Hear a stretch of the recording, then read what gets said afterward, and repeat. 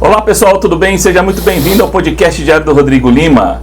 Você depois pode rever essa entrevista no meu portal de notícias, o diariodorodrigolima.com.br, e nas minhas redes sociais, no Instagram, no Facebook e no X, o antigo Twitter. Podcast Diário do Rodrigo Lima no YouTube é o maior canal de informações e notícias aqui na região de São José do Rio Preto, com quase 100 mil inscritos. E agradeço a todos vocês também que acompanham a gente no nosso perfil lá no Instagram. São quase 10 milhões de visualizações nos últimos 30 dias. Meu muito obrigado a todos vocês por essa audiência. Pessoal, e hoje comigo aqui um programa muito especial. Está comigo aqui o comandante da Polícia Militar na região de Rio Preto, comandante do CPI-5, o Coronel Paulo Henrique Beltrame. Coronel, muito obrigado por o senhor ter encontrado um tempinho na agenda do senhor para estar aqui comigo.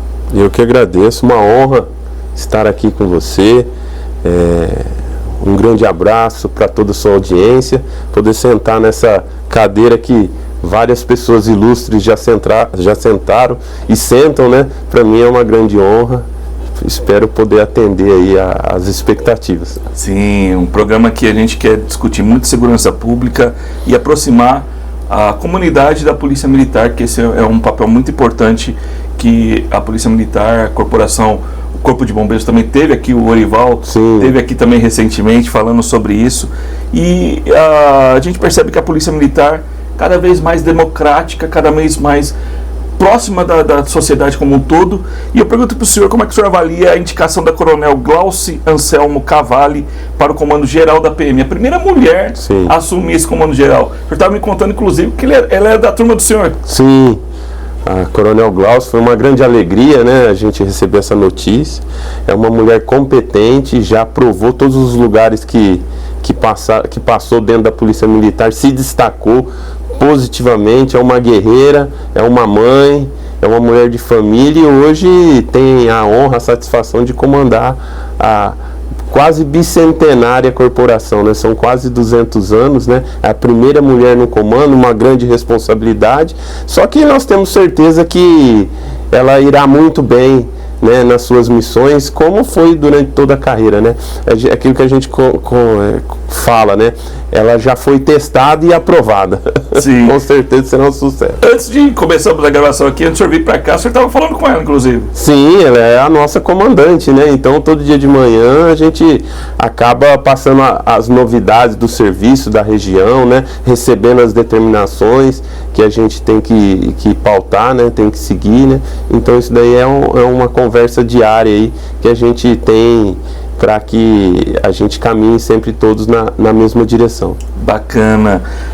Comandante, o senhor tem uma trajetória marcada pela criação do CAEP, o antigo CAEP, que deu origem ao BAEP, ao Batalhão de Operações Especiais da Polícia Militar. O que essa experiência moldou o comando do senhor junto ao CPI-5? Quando a Companhia de Ações Especiais ela veio com o propósito de robustecer o policiamento, porque era um momento que acontecia aquela criminalidade ultraviolenta, o novo cangaço, o domínio de cidades, né? Então era algo assim que o governo do estado, né, através da Secretaria de Segurança Pública, ele estava assim se preparando, né, para evitar que isso daí se alastrasse, né? Então foi nesse sentido que veio a criação da Companhia de Ações Especiais. Para mim, foi uma grande satisfação ser escolhido como comandante na época, né? E o que a gente angaria de tudo isso daí?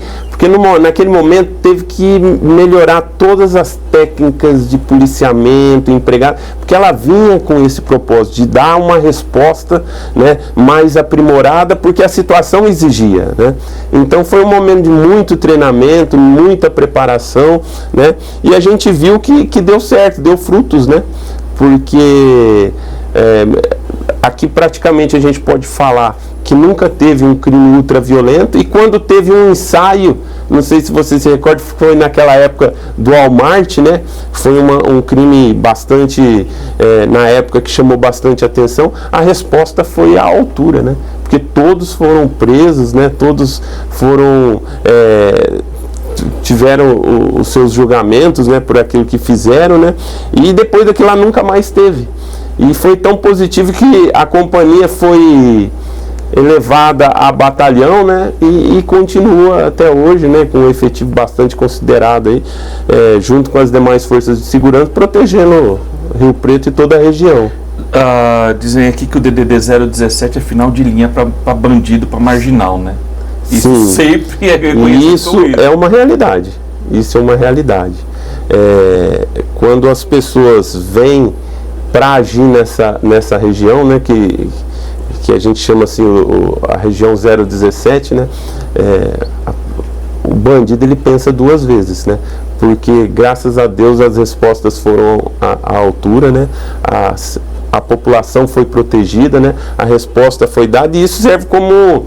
porque isso inibe as outras ações, né, e graças a Deus a gente pode falar, né, isso daí são os números que mostram, né, São José do Rio Preto e região é uma das regiões mais seguras do estado de São Paulo, né, e isso daí recentemente tivemos inclusive a nossa reunião mensal que analisa os números, né, e mais uma vez isso daí foi mostrado com a queda de todos os indicadores criminais. Sim, é muito trabalho, né, coronel? E o senhor me contou até, não sei, posso revelar aqui, na época o senhor era capitão na ocorrência do Walmart. Sim. E o senhor estava de férias? Sim, eu estava de férias. Soldado do quartel? Sim, que é serviço. Né? E eu lembro que a gente foi lá, que era inclusive o dia do meu aniversário aquilo lá. Nossa, né? Qual foi o dia, seu presidente? 22, né? Foi dia 22. Qual mês? Acho que foi dezembro, né? Se eu não me engano, né? Porque teve um isso mesmo, 22, foi o meu dia do meu... Porque foi assim, nós tivemos alguns desdobramentos naquele dia que ficou como case, que foi, olha, as lojas do Calçadão fecharam porque tinham aquela fake news na época, né? Sim. Que se alastrou que, olha, eles estão vindo para agir na região central. Sim. Eu fico imaginando a polícia militar naquele momento, né? A angústia que é para vocês também essas informações encontradas, né? Não contribui nada com agir ali da polícia, né? Essas informações. Você sabe, Rodrigo, nós tivemos na história da humanidade 4 gerações de conflito, né? Hoje nós estamos vivendo a 4ª geração. A primeira geração foi o uso da força bruta, depois a segunda, a introdução das armas, que veio a arma de fogo. A 3ª geração foram as estratégias, que a gente vive isso até hoje, são aqueles crimes cinematográficos, né, que é muito bem trabalhado, muito bem pensado, né? E a 4ª geração é a guerra híbrida, que é a guerra informacional, né? Então existe uma guerra de informações, né, que é aquele crime que muitas vezes você vê que aquela estrutura nem compensa. Porém, fala, mas como que o cara está fazendo isso daí? Justamente por causa da repercussão que aquilo vai gerar, a desestabilização, né, principalmente da sociedade organizada, das forças organizadas vivas, né, que alguém acaba tirando proveito dessa desinformação, né? Sim. Então foi o que aconteceu na época lá. Nós também tivemos um episódio ali na Avenida Hernani Pires Domingues, que a inteligência funcionou, das forças de segurança, e eles a intenção era roubar uma empresa de carros fortes. Sim, você lembra dessa? Sim, lembro. Que a inteligência pegou, sem nenhum tiro, os caras tinham caminhonetes preparados com metralhadora .50. Sim. Essa também foi uma outra coisa importante. Com certeza. A inteligência, né, Coronel Agi? Hoje, a segurança pública você não faz sem o trabalho de inteligência nos bastidores, né? A inteligência é o que acaba direcionando todo o policiamento, né? No nosso caso é uma inteligência para que as forças ostensivas elas possam agir e que a gente possa cumprir a nossa missão principal, que é aquilo que a gente fala que é a coroa do bolo, que é justamente agir preventivamente para que o crime não aconteça, né? Então esse é o papel principal da inteligência e que é fantástico você ver, né? Você evitou um mal maior. Sim, e é muito treinamento, porque vocês faziam um treinamento, inclusive, lá na frente dessa empresa. Sim. Vocês fazendo simulações e fazem até hoje. Sim, até hoje. Na Avenida Nossa Senhora da Paz, fizeram algumas e tal. São treinamentos constantes que não pode parar, onde você aprimora as técnicas, né, e se prepara. Porque o policial treinado, ele age diante da situação. Imagina você, uma pessoa atirando contra uma outra pessoa. As suas ações passam a ser um ato reflexo. Então é necessário que você esteja muito bem treinado para que você consiga direcionar as suas ações, né, e atingir o propósito que é sempre prender aquele criminoso. Sim, mas de qualquer forma a gente não pode deixar de citar, comandante, os abusos. As câmeras corpóreas hoje mostram, os policiais que não têm uma conduta legal também, a correção também, né? Com certeza. Você imagina... Não há compromisso com o erro, né? Não, de jeito nenhum. A Polícia Militar é uma organização, hoje, na ativa, de aproximadamente 82 mil homens. Né? E mulheres. Homens e mulheres. Né? Você veja bem... É natural que algum erro aconteça, mas a intenção é sempre acertar. A intenção é sempre proteger a população, né? E o policial militar, inclusive, ele faz isso com juramento. Ele jura o sacrifício da própria vida, se preciso for. E infelizmente isso acontece, os números mostram, né? A semana passada mesmo tivemos policiais que infelizmente tombaram no cumprimento do dever, né? Os números mostram isso daí. E é o que? É uma profissão que a pessoa tem que ser vocacionada, né? Você vê, oferecer a própria vida para proteger uma pessoa que muitas vezes ele nem conhece, ele nem tem conhecimento, mas é o que? É a missão, é a vocação, é o orgulho de vestir essa farda, né? É o orgulho de proteger a população e aquela sensação, eu estou fazendo algo maior, né? Algo nobre, né? Então esse é o policial militar, né? Esse é aquele que sacrifica a própria vida, se preciso for, pelo cidadão. Sim. E você acha que a sociedade contribui para a ação policial? Eu digo hoje porque todo mundo tem um celular na mão, quer filmar alguma coisa. A sociedade de bem, ela contribui, né? A sociedade de bem, ela faz toda a diferença, né? Essa questão de filmar, você mesmo acabou de falar das câmeras corporais, né? Isso daí é algo inevitável, né? Isso é algo inevitável. E o policial, ele vai para a rua com o intuito de proteger, de fazer o bem. Então não tem problema que aquela ação dele seja filmada, não tem problema. E se cometer os erros, esses erros serão apurados. Isso daí é inevitável, é assim que funciona, todo mundo tem consciência disso daí e a gente entende que vem para somar. É claro que o problema são aqueles cortes, né? Porque toda ocorrência policial ela tem começo, meio e fim, né? Aí você vai lá e faz um recorte, né, daquele momento justamente que o policial está lá falando de uma maneira mais rígida, por exemplo, justamente para se fazer ouvido, para conter a situação. Uma ordem legal. Uma ordem legal. Aí o que acontece? Dá a impressão que aquele policial ele é truculento, mas todo tem um começo, um meio e um fim, né? Sim. O senhor é reconhecido como líder operacional dentro da Polícia Militar, né? Vai para a linha de frente. Como equilibrar o comando estratégico com a realidade das ruas, diante desse perfil que o senhor tem? Eu costumo dizer que a rua, ela me deu muita experiência, muita bagagem, para que as decisões que nós tomamos hoje sejam decisões que a gente sabe aquilo que o policial lá na ponta da linha tá sentindo, né? Então a gente tenta conciliar essa situação, né, da operacionalidade, né, com a situação daquelas decisões estratégicas, né, mas sempre com o objetivo de melhorar a segurança e o trabalho do policial militar. É nesse foco que a gente trabalha. Buscar um equilíbrio. Procurar trazer um equilíbrio, né? Porque se você não tem conhecimento daquilo que o policial está sentindo lá na ponta da linha, porque ele está lá no trabalho diário, operacional, muitas vezes essa decisão sua, ela acaba não atingindo o objetivo que ela foi dada, né?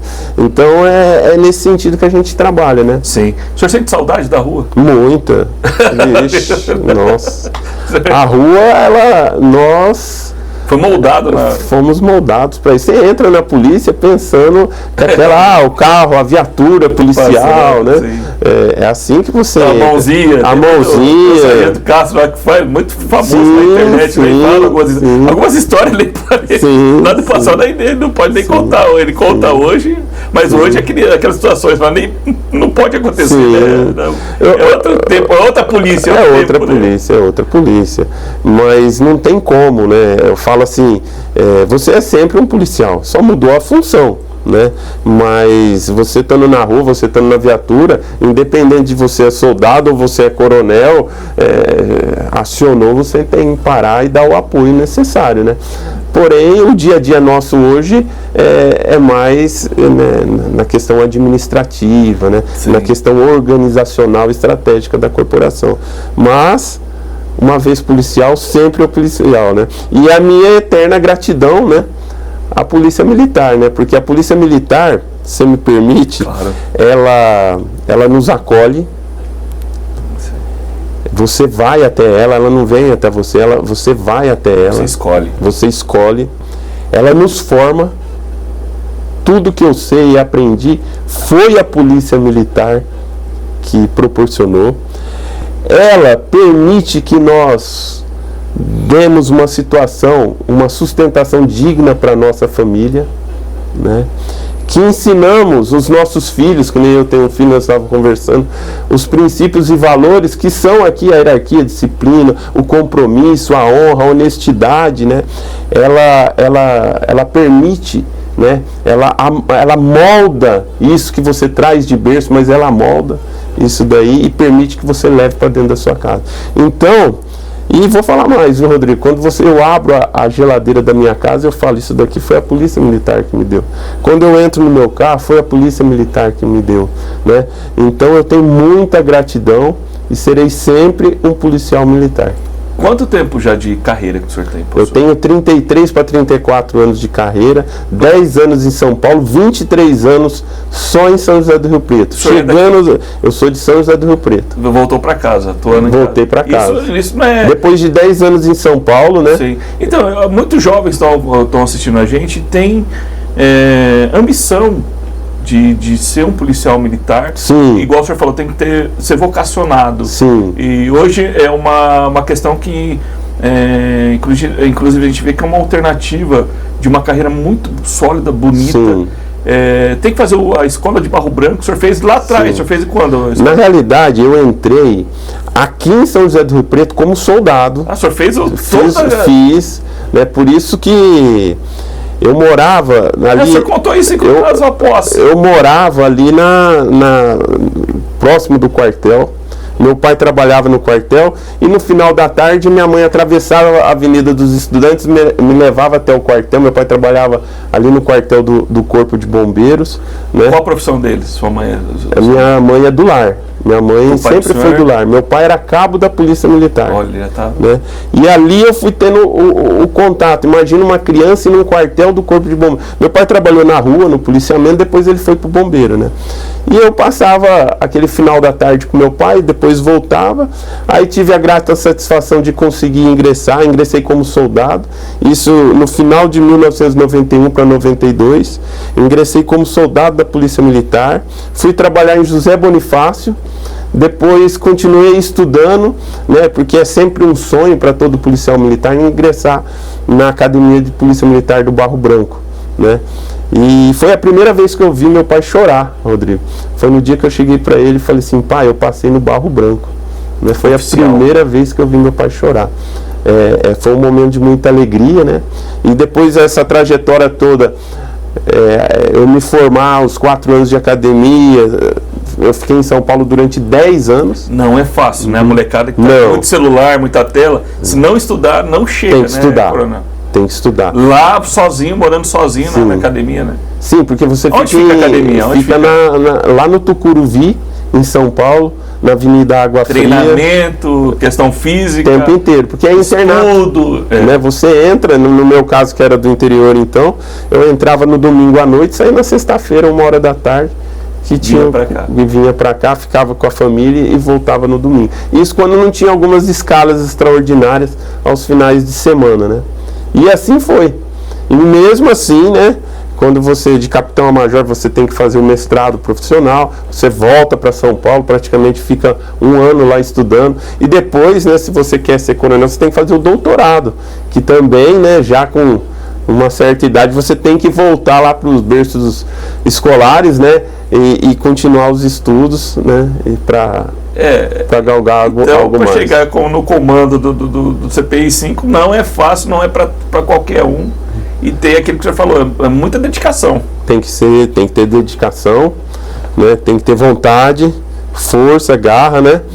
E graças a Deus, né, no meu caso, sempre tive uma família que foi a base de tudo isso daí, me sustentando ali por trás, ali, né, dando todo o apoio necessário para que a gente pudesse se dedicar com exclusividade à Polícia Militar. Sim. Quais são hoje os principais desafios da segurança pública na região de Rio Preto, na opinião do senhor? Eu acho assim, a questão da percepção da presença policial é o maior desafio. Né? O cidadão se sentir seguro. Se sentir seguro. Isso entra diretamente na visualização do policial militar, né? Em pontos estratégicos da cidade. Há um patrulhamento inteligente. Você não patrulha aleatoriamente, você tem todo um estudo científico por trás daquilo lá, que hoje nós temos mecanismos, Rodrigo, de você faz um policiamento preditivo. Você tenta se antever aquilo que pode acontecer. Então é todo um preparo, né? Essa percepção da segurança, né? E a gente investe muito nisso daí. E a questão da inteligência policial também, que hoje você não faz segurança pública com eficiência sem uma base de inteligência policial muito forte por trás. Sim, a gente percebe que Rio Preto vive um crescimento econômico muito importante. E isso acaba impactando na dinâmica criminal e proporciona esse crescimento o BAEP, por exemplo, fez a escolta do Guns N' Roses. Sim, uma banda. Sim. Imagina a pressão se acontecer algum caso envolvendo a banda aqui de São Paulo. Eu falo porque eu fiz aquela comitiva deles. Sim. E o pessoal falou, pô, o público trabalhando para o privado, não é isso, né? Tem muita coisa por trás que as pessoas não entendem. Você imagina, Rodrigo, a imagem dessa banda vai para o mundo inteiro. Vai. É o mundo inteiro assistindo. Todo mundo quer saber. Então, você tem a obrigação, né? Como você tem a obrigação de proteger a nossa sociedade, né? Para que esse momento aconteça da melhor maneira, da maneira mais segura, né? Então aí a gente empenha as nossas forças de segurança, né? No sentido para que isso aconteça bem, né? Aconteça com bastante tranquilidade e segurança, eleve ainda mais o nome da cidade de São José do Rio Preto e de toda a região. Imagina, né? Só fazer uma parada, se acontece algum incidente com o cantor aqui, com alguém da banda. Sim. Isso pode acontecer, nós estamos preparados para dar a resposta à altura, né? Mas é aquilo que eu falei no começo, a gente trabalha, são homens e mulheres que trabalham preventivamente, 24 horas por dia. Então a prevenção é a nossa maior arma. E você falou da banda, né? Que foi algo, mas hoje em São José do Rio Preto... policiais, todo mundo quer ir. Sim, quer fazer, né? Vai ficar no portfólio, no currículo do policial. Sim, né? E só que você imagina hoje, não é só a banda Guns N' Roses, né? Hoje, por exemplo, nós temos o Mirassol, Mirassol, né? está disputando a Libertadores. Temos o Grêmio Novo Horizontino. Reúne, né, milhares de pessoas, Sim. quarta, domingo, milhares de pessoas com risco ali de acontecer alguma coisa. Porque o futebol desperta paixão, né? Esse que é o problema. Sim, aí tem a questão das torcidas organizadas que vêm, né? Que graças a Deus nunca tivemos grandes incidentes, né? Os barra brava, os sim, argentinos. Sim, e tudo isso daí é ação de presença que a gente tinha falado. Se você mostra uma postura firme e correta ali no início, a pessoa já pensa 10 vezes antes de fazer algo Não errado. deixa espaço Não pra... pode deixar espaço. Por isso que é algo assim, que você falou da escolta, né? A escolta, ela passa pela via pública. A via pública é responsabilidade nossa, né? Então a gente tá lá desde a hora que chega, né?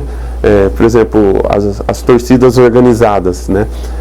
A escolta, ela começa lá do ponto de origem dela, que geralmente é lá em São Paulo, com o policiamento rodoviário trazendo, até entrar na cidade, que aí passa o policiamento urbano. Libertadores, assim, sim. Libertadores, vai para todo o hemisfério sul aqui, todo mundo acompanhando. Todo mundo acompanha, né?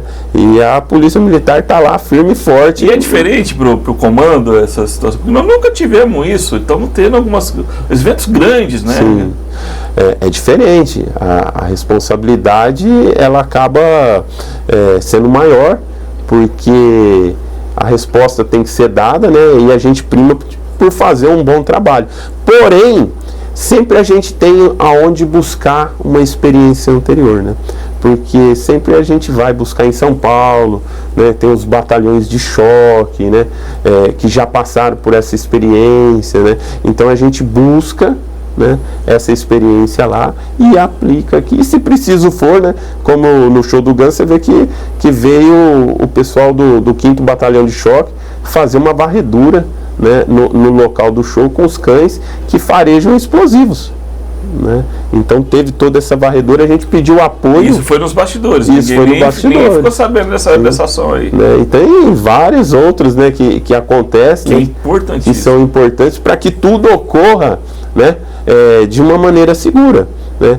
Você pega, então, envolve policiamento rodoviário, envolve policiamento urbano, envolve o corpo de bombeiros, que tem que dimensionar toda aquela área lá para que ela comporte o público que vem, né? Tem a segurança toda do evento ali na parte externa. Você imagina aquele monte, aquela multidão chegando no mesmo lugar. E os golpistas mesmo assim acabaram atuando, né? Sim. Ninguém tá com escrito golpista na testa, né? Sim. Por isso que aí entra o trabalho informacional que, né?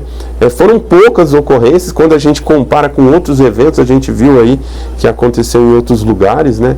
Situações extremamente tristes de se ver, né?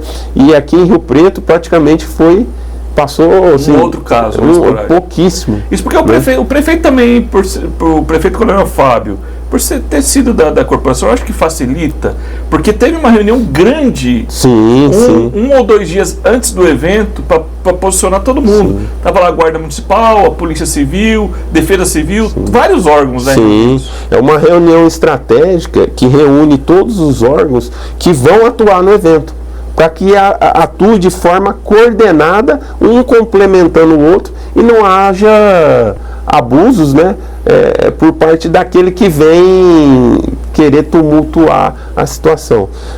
Você veja só, Rodrigo, no Carnaval nós tivemos uma situação semelhante, né?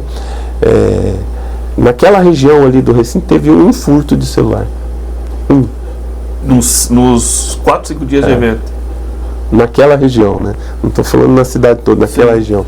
Nesse show do Guns N' Roses também foi registrado pouquíssimas ocorrências, e algumas delas, acho que foram 2 ou 3, foram estelionatos. É aquela pessoa que abusou, né, da bondade daquela outra que foi lá querer ver o show ali, só que deixou para comprar o seu ingresso de última hora.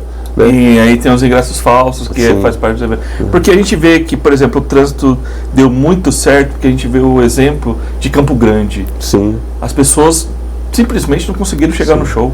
Sim. ficaram 4, 5 horas dentro do carro e não conseguiram chegar. O próprio show atrasou 2 horas, né? Justamente, não conseguiu chegar. Aqui, você sabe que vai ter um horário ali de muito movimento. Mas do jeito que foi feito, a Avenida Clóvis Rogério fechada os retornos, foi uma decisão muito sábia ali. Sim, foi algo estudado, né? Muito bem estudados, né? Pela know-how, né? Fica como com know-how certeza. frente, né? Isso daí acaba trazendo benefício, né? Para a cidade, né? Porque existe uma produtora por trás de tudo isso daí que fala, pô, ó, lá em São José do Rio Preto é seguro, é bem feito, é organizado, vamos pra lá, né? Vamos vender o nosso show lá. O senhor participou do show? Chegou a ver? Cheguei a ver. O senhor é roqueiro? Eu gosto de rock também. Eu Coronel ouve música? Eu ouço mais sertanejo, né? A região. Mas, né, confesso que a minha veia é sertaneja. Mas quem nunca ouviu falar dessa banda que veio aqui, né? Eu geralmente não vou em shows, né? Eu prefiro assistir na tela lá de casa, né? Mas esse daí eu tive o incentivo da própria esposa, falando, não, esse eu quero ir, vamos, né? Porque nunca, é difícil falar nunca, mas são senhores idosos, né? O Axl Rose é mais de 60 anos, né? São oportunidades que passam na vida da gente, né? Que acaba proporcionando momentos de grande prazer. Queria saber do senhor se hoje o senhor acha que existe atuação das facções criminosas na região de São José do Rio Preto. Isso daí é um tema assim que a gente discute. Até o João Souto da Terra teve aqui, ó. Sim, eu estou vendo ali, a organização, já li o livro também, né?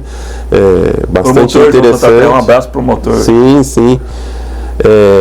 Atuação direta do crime organizado no DDD 17, na área 017, ela tem bastante dificuldade para entrar.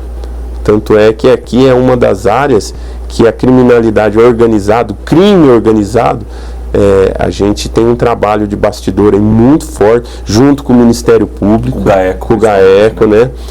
São homens e mulheres que estão ali diuturnamente, 24 horas por dia, monitorando tudo que acontece na nossa região. Agora, o que é muito escuta, muito funciona dentro dos nossos quartéis da Polícia Militar, que são lugares seguros, né? Então esse movimento, essa inteligência policial junto com o Ministério Público, ela é muito forte aqui em São José do Rio Preto, né? E isso acaba inibindo algumas ações. Agora, a criminalidade organizada, ela está em todos os lugares, né? Você veja só, o furto de celular que a gente falou aqui, né? A pessoa que existe uma quadrilha que furta, tem outra que recebe, tem aonde que já vai.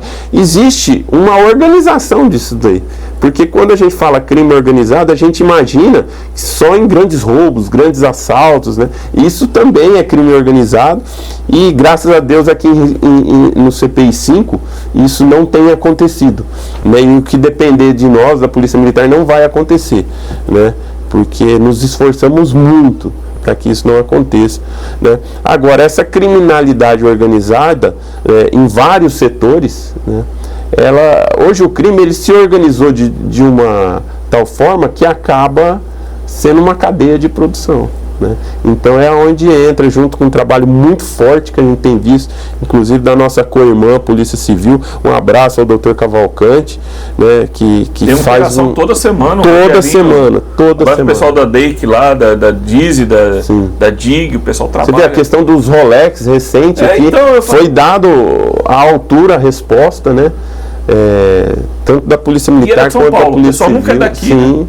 E você vê que é algo muito forte que é feito, que quando você dá uma resposta à altura, como foi dada agora, daqui as outras tentativas, elas acabam sendo inibidas. Fala, lá não dá muito certo. Coronel, e a sociedade pode ajudar, né? Porque geralmente esses grupos criminosos, eles vêm para atuar, eles alugam uma chácara. Sim. Se vê uma movimentação diferente de um grupo de homens, carros, que não é normal, pode avisar, né? Pode falar, olha... Com certeza. Isso ajuda, né? Sim. Como é que o cidadão pode contribuir? A pessoa, ela pode... Porque geralmente eles fazem isso, né? Alugam uma chácara meio que afastada. Eles se situam no local e começam a estudar o ambiente. E é justamente aí que as nossas forças de segurança trabalham, né, em conjunto para que a gente monitore toda essa movimentação, né?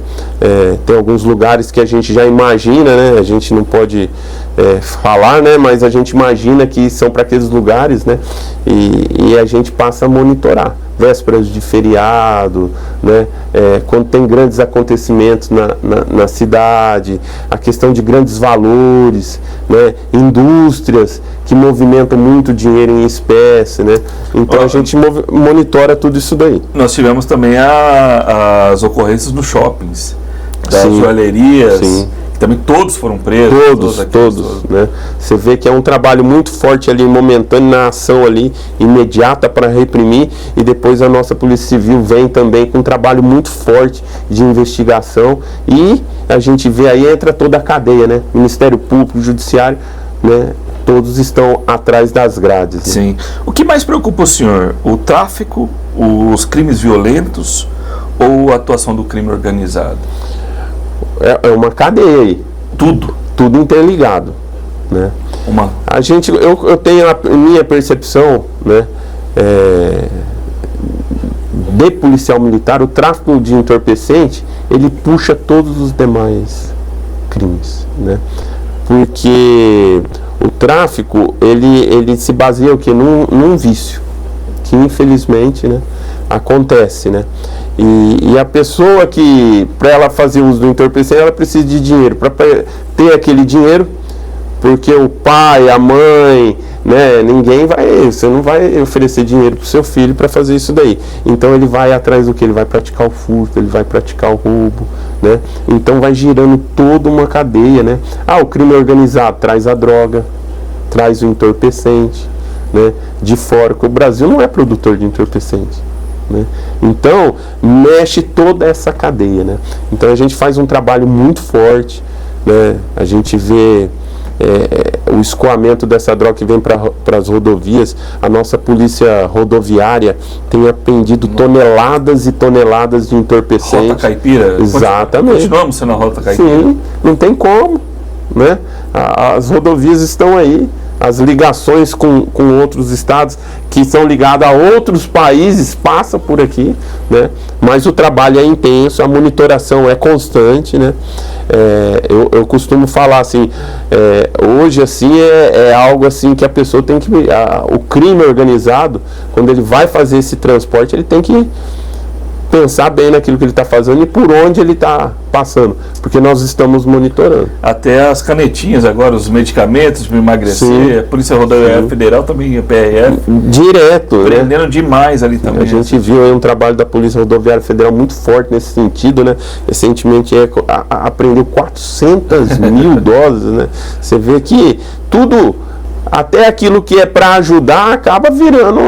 Porque o jeito que traz é transporte, né? Acaba prejudicando a saúde do cidadão, sim, né? Exatamente. Porque às vezes não tem o cuidado de saber a origem do produto. Sem dúvida. Que vai se injetar, né? Vai colocar no próprio corpo. E aquela origem, muitas vezes não, na maioria das vezes é algo assim que aquele produto ele não faz o efeito que a fórmula original, né, foi desenvolvida para fazer e acaba fazendo mal para a saúde, mas é aquele negócio, né, que a gente está falando, não, eu quero é complicado e acaba abusando da bondade. Qual é o papel da PM, na opinião do senhor, em temas sensíveis como as pessoas em situação de rua e a questão da saúde mental? Sim. Nós temos aqui, ali na região da Têxtil Abril, da empresa ali, naquela região, a linha do trem, a linha férrea, que é reconhecidamente um local de consumo de drogas, né?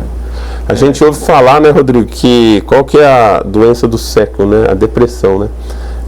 Que é uma doença, né? É uma situação assim que a gente vê que é questão de saúde mental, né? Aí se ali como que a pessoa faz para entorpecer aquela situação, aquela sensação, né? Fazendo uso de drogas, né? Aí de entorpecentes em geral, né? A gente fala droga, entorpecente, a gente pensa na maconha, na cocaína, mas aí entra o álcool, entra uma série o crack, uma série de outras substâncias aí que às vezes é até muito mais nociva do que aquelas que a gente conhece popularmente aí, né? Que são mais populares, né? Essas pessoas, elas precisam de ajuda, né? Então eu vejo assim que quando a polícia militar ela se dispõe a ir lá patrulhar, ela vai com o intuito de inibir o tráfico, tudo. É claro, só que essas pessoas, elas precisam de ajuda, né? Aí entra todo um aparato das organizações, né? Sejam elas em diversos níveis, né? Aí vem lá a polícia, a guarda municipal, Ministério Público, Judiciário, né? As ações de direitos humanos, né? De querer aparar. Isso é um trabalho coordenado e conjunto, né? Para que essa situação ela diminua e venha a acabar, né? Então depende de tudo isso daí. É uma questão também que as pessoas não levam em consideração, mas que é muito forte, a questão da legislação, né? Por exemplo, eu sou policial militar, eu vou lá e abordo uma pessoa, né? Eu posso levar ela coercitivamente até um hospital psiquiátrico, sem falar com a mãe, sem falar com o pai, sem falar com os familiares, né? Então, tudo isso são questões que surgem sem ferir normas jurídicas, né? Isso são uma série de é algo que tem que ser estudado, muito bem planejado, né? Tem solução, sim.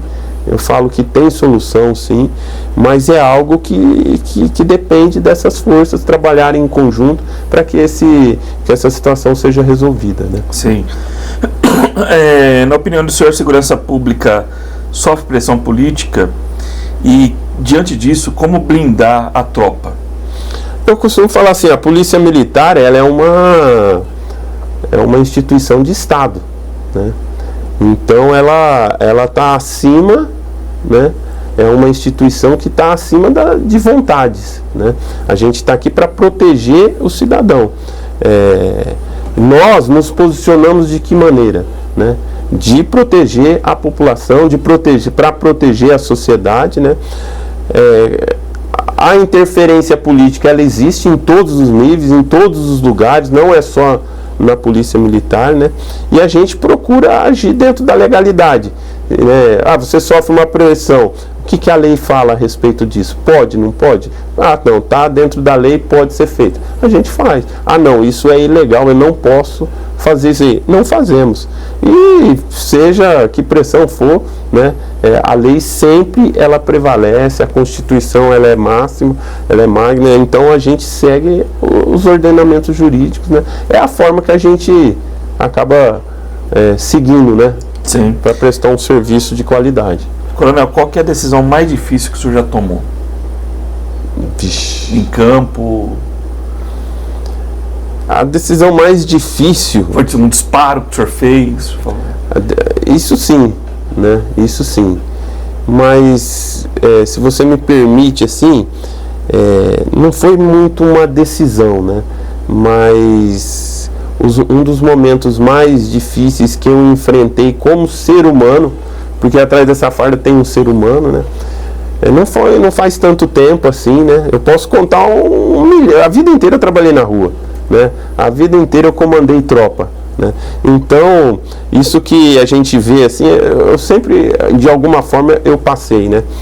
Prender ladrões de alta periculosidade, ocorrências grandes, né? E isso sempre aconteceu, né?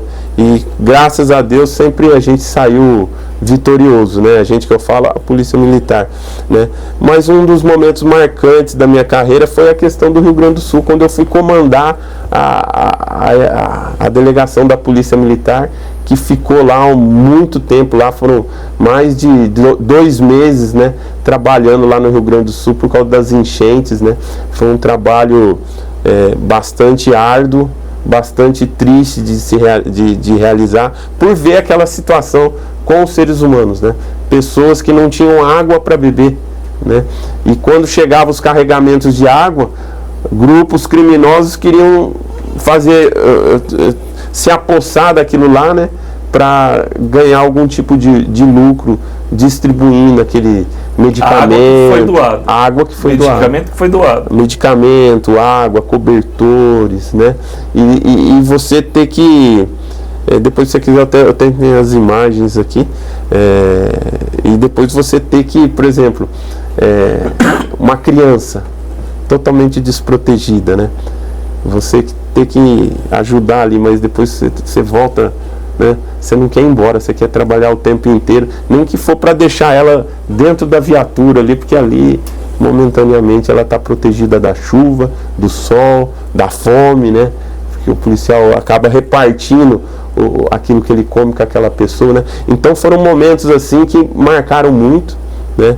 Que a gente não queria vir embora, que pesasse a distância da família, né? A gente queria ficar lá para ajudar e ficamos. Foi a Polícia Militar do Estado de São Paulo foi a instituição que mais ficou lá.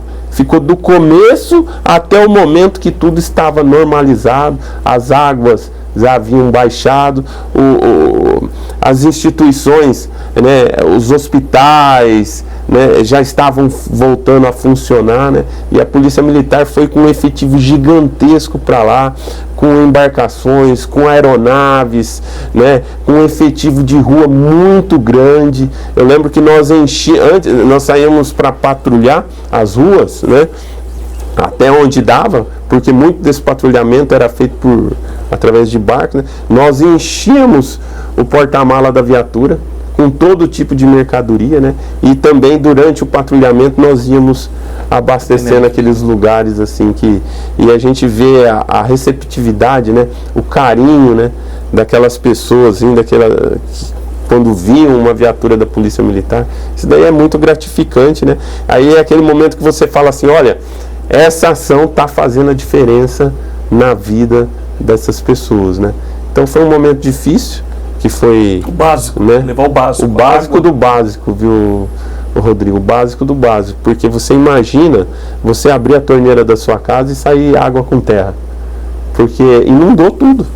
As caixas d'água, o sistema, né, as tubulações ficaram cheias de água com terra, né? Aí vem as doenças, né? Vem aquela epidemia, né? De bactérias, de situações difíceis, né? Aí nada podia. Você não tinha água para tomar banho, porque você tomava banho, você podia pegar uma doença, né? Você não tinha um lugar para dormir, você não tinha uma situação, um alimento saudável para comer, não tinha nem para comprar, né? Porque quem podia comprar se usava de outros recursos, né? Pegava quem tinha posses, né? Mas a gente sabe que não é todo mundo que tem, né? A grande maioria não dispõe desses mecanismos, né? Aí a Polícia Militar, ela fez toda a diferença ali, né? Então foi algo assim que eu levo até hoje, né? Às vezes a gente lembra, né? Fizemos grandes amigos, né? Grandes amizades, né? Eu falo que essas amizades que são forjadas no campo de batalha, né? Elas ficam para toda a vida, né? Então ali aconteceu de tudo, desde de parto, né? Você socorreu parturientes, os médicos nossos estavam lá, os médicos da Polícia Militar, atendendo as pessoas, né? E foram todas as modalidades de policiamento do Estado de São Paulo, né? Foram todo tipo de policiamento, né? Você vê que foi um trabalho assim muito gratificante de ser feito. Espero que não aconteça isso nunca, mas se acontecer, a gente sabe que a gente faz parte de uma corporação que tá pronta. Tá certo, Coronel. O senhor viu como é que passa rápido no nosso bate-papo. Eu agradeço o senhor pela presença aqui. Volte mais vezes. É uma honra. Para a gente conversar, levar essas informações à sociedade. E a população, se alguém tiver alguma dúvida, alguma questão, procure o CPI 5, né? Sim. Tem lá os canais de comunicação da Polícia Militar. 190. Para você ser atendido. Só não pode trote, né? Trote. Sim. Hoje descobre quem é, né? Descobre. Hoje a tecnologia ela tá tão avançada que você descobre quem que é, de onde partiu, né? E a gente pede para que isso não aconteça, porque muitas vezes você está você está empregando uma unidade de serviço que poderia estar socorrendo, atendendo uma pessoa, uma necessidade, combatendo um crime, né? E isso acontece bastante. Tá certo. Agradeço demais a presença do senhor aqui. Eu que agradeço. Contem sempre com a Polícia Militar. A Polícia Militar ela é formada por homens e mulheres vocacionados, né, e dispostos a dar a sua própria vida, se preciso for, né, em benefício da nossa sociedade, né. Eu costumo falar que o maior mandamento que foi, nós vivemos num país cristão, o maior mandamento que foi nos passados, né, que é servir ao próximo, né. O que o policial militar faz? Da hora que acorda até a hora que vai dormir, ele está servindo o próximo. Tá certo. Olha, depois dessa declaração do coronel, eu agradeço você que acompanhou aqui esse bate-papo com o coronel, comandante do CPI 5, Paulo Henrique Beltrame. Você pode rever essa entrevista no meu portal de notícias, o diariodorrodrigolima.com.br, e nas minhas redes sociais, no Instagram, no Facebook e no X, o antigo Twitter. Porque você sabe, jornalismo aqui tem lado. O seu, um abraço e até a próxima, turma!